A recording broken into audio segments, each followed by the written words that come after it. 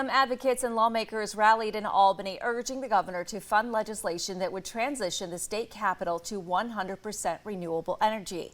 WENY's New York Capitol correspondent Elise Klein joins us live to tell us more about the legislation and hear from lawmakers. Elise.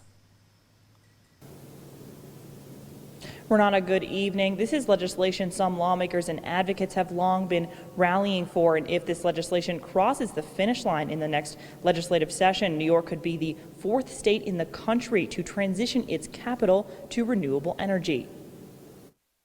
Some New York State lawmakers and advocates traveled to Albany today, pushing to transition the state capitol building to renewable energy. Some lawmakers and advocates say this legislation is significant to meet the state's climate goals and impact on global warming. We can't give up.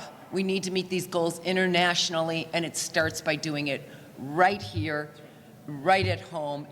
Advocates and lawmakers are asking the governor to fund this legislation in the next state budget. Transitioning the capital to renewable energy could cost more than $50 million. Assemblymember Fahey says this legislation is an investment.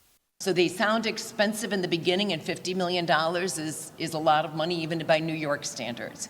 But in the end, renewable energy will save us so much money on the back end in day-to-day operating costs. Some advocates say if the governor invests these state dollars into this legislation, it could lead to more renewable energy initiatives. And she can inspire people across the state to take that cue and follow in those footsteps to get us to renewables at this point.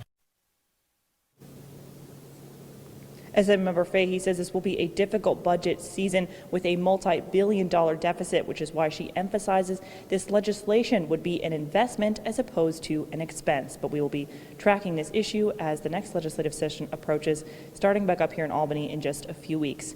Renata, back to you.